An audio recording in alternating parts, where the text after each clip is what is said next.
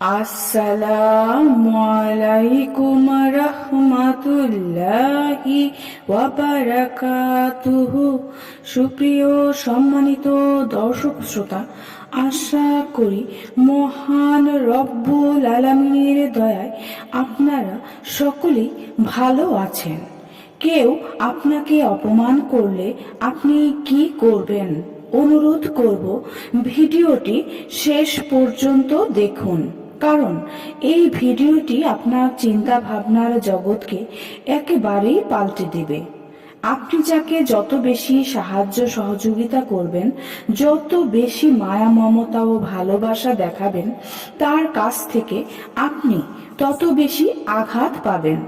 যেখানে আপনার মূল্য নেই, সেখান থেকে কষ্ট করে হলেও নিজেকে সরিয়ে নেওয়াটাই খুব ভালো সুখ।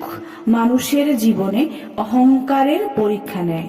দেখবেন, সুখী মানুষ নিজের অহংকারকে দমন করতে পারে না, আর দুঃখ মানুষের জীবনে ধৈর্যের পরীক্ষা নেয়। দেখবেন, দুঃখী মানুষ অনেক ক্ষেত্রেই অধৈর্য হয়ে যায়। আমাদের জীবনটা তো মাত্র অল্প কয়েকদিনের জন্য, তার মধ্যে এত রাগ, এত অভিমান কিসের ভাই? কেউ ভুল করলে ক্ষমা করে দেন, দেখবেন অন্তরটা প্রশান্তিতে ভরে গেছে। অন্তরের মধ্যে রাগ রাখা আর হাতের মধ্যে কয়লা রাখা সমান কথা। কেউ কি চাইবে তার নিজের ভেতরে আগুনে প্রচলিত আঙ্গার ধারণ করতে? যদি না রাখতে চান, তাহলে তা বের করে দিন। আর বের করে দেওয়া মানে হচ্ছে ক্ষমা করে দেওয়া। আপনি ভুল করলে ক্ষমা চেয়ে নিন। হঠাৎ দম ফুরিয়ে গেলে সেই সুযোগ আর পাবেন না।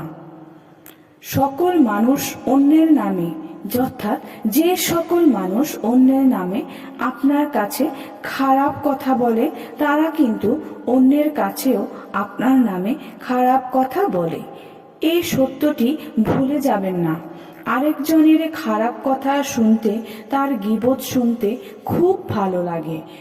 একটি কাজ শয়তান মুখরোচক করেছে। দেখবেন, অস্বাস্থ্যকর মশলা জাতীয় খাবারগুলো বেশি মজাদার। একইভাবে আলোচনার মধ্যে কারো প্রশংসা করতে কিন্তু একদম পানসে লাগে, কিন্তু দুর্নাম করতে খুব ভালো লাগে, কারণ শয়তানি কাজটিকে মুখরোচক করেছে, কিন্তু এর পরিণাম জাহান্নাম। মনে রাখবেন, যে অন্যের কথা আপনার কাছে বলে বেড়ায়, সে কিন্তু একটুও দ্বিধা করবে না আপনার খারাপটাও অন্যের কাছে বলে বেড়াতে, কারণ এই অভ্যাসটি তার রয়েছে। সুতরাং এদের থেকে দূরত্ব বজায় রাখেন। সব থেকে সুন্দর মুহূর্ত হচ্ছে মায়ের কোলে মাথা দিয়ে শুয়ে থাকা আর বাবার হাত ধরে পথ চলা। পৃথিবীতে এই দুটি নিঃস্বার্থ মানুষকে সব সময় ভালোবাসার চাদরে আগলে রাখুন।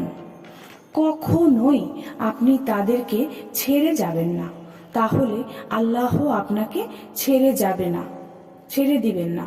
অতীত জিনিসটা বড় খারাপ, হঠাৎ মনে পড়লে ভেতরটা ওলট পালট হয়ে যায়। কাকে দেব দোষ, কাকে করব দোষী?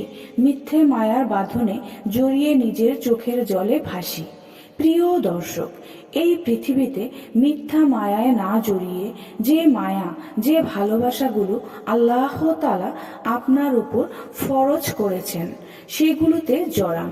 কখনোই আপনি প্রতারিত হবেন না। আর প্রতারিত হয়ে দুঃখ পেলে তখন আল্লাহ আপনার সাহায্যকারী হবেন, কিন্তু যে ভালোবাসার ব্যাপারে আল্লাহ নিষেধাজ্ঞা আছে, সেইখানে ভুলেও যাবেন না, কারণ কষ্ট পেলে আপনি আল্লাহর সাহায্য পাবেন না যতক্ষণ না আপনি সাহায্য চাইবেন। মনে রাখবেন, যারা অপমান করবে তারা চাইবেই অপর ব্যক্তিটি যেন তার হাসি ঠাট্টায় উত্তেজিত হয়ে সাড়া দেয়। এই কাজটি ভুলেও করবেন না। তাদের আনন্দের মূল কারণ আপনাকে রাগিয়ে উত্তেজিত করা। ধৈর্য সহকারে হাসি মুখে সামলে নেবেন।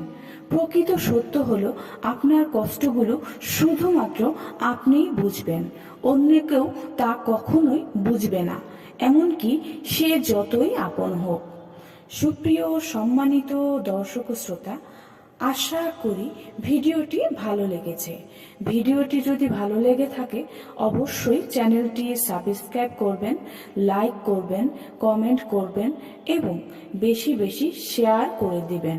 সবাই ভালো থাকবেন। আল্লাহ হাফেজ।